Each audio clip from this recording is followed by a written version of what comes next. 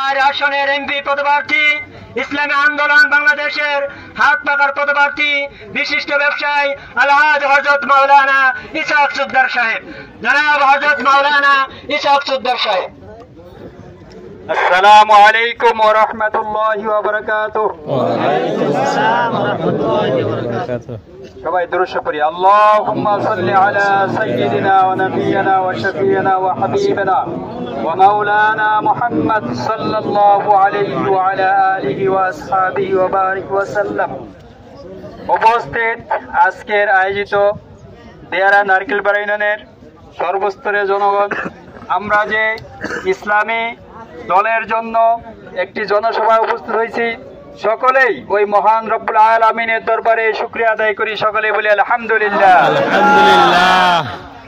আমাদের এই নির্বাচন আমরা শুধু রাজনীতি করতে আসি নাই, আমরা আসছি ইবাদত করতে। আমাদের এই নির্বাচন যেন আমাদের দুনিয়া এবং আখিরাতের শান্তি এবং আখিরাতের মুক্তি কামনা হয়।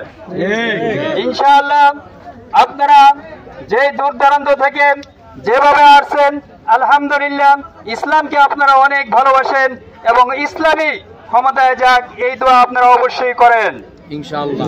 এবং আল্লাহ পাক যদি আমাকে কবুল করেন, আপনাদের এমপি বানায়, তাহলে আপনাদের যে সমস্যাগুলো, দুর্যোগ, কারেন্টের তার আছে কিন্তু কারেন্ট নাই, আমি ইনশাআল্লাহ যদি আল্লাহ কবুল করে আপনাদের কারেন্টের ব্যবস্থা করব ইনশাআল্লাহ।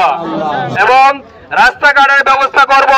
এবং নদী যে প্রতি বছর ভাঙে, নদীর একটা সীমারেখা বা নদী একটা কন্ট্রোল করা কিছু করা যায় যদি সরকারিভাবে উদ্যোগ নেওয়া হয়। আমি যদি পাশ করি, আল্লাহর রহমতে আমি চেষ্টা করব নদীকে কন্ট্রোল করে আপনাদের রাস্তাঘাটকে সুন্দরভাবে তৈরি করতে, বিভিন্ন ওয়ার্ড থেকে এক ওয়ার্ড থেকে আরেক ওয়ার্ডে যাতে আপনারা যোগাযোগ ব্যবস্থা সুন্দর হয় এবং আপনাদের ইউনিয়নের কার্যক্রম যেন আপনাদের ইউনিয়নে হয়, আমি এই চেষ্টা করব ইনশাআল্লাহ। এজন্য আমি আপনাদের প্রতি প্রত্যাশা করব আপনারা সকলে দোয়া করবেন এবং ইসলামকে ক্ষমতায় নেওয়ার জন্য আপনারা চেষ্টা করবেন, ইসলামকে জিন্দা করার জন্য, কালেমার পতাকাকে ওই সংসদে উত্তোলন করার জন্য আপনারা ইনশাআল্লাহ আল্লাহর কাছে দোয়া করবেন এবং মেহনত করবেন এবং প্রত্যেকটা ঘরে ঘরে ইসলামের আলোকে ছড়াই দিবেন ইনশাআল্লাহ। এই আশা রেখেই আমি আমার বক্তব্য শেষ করছি।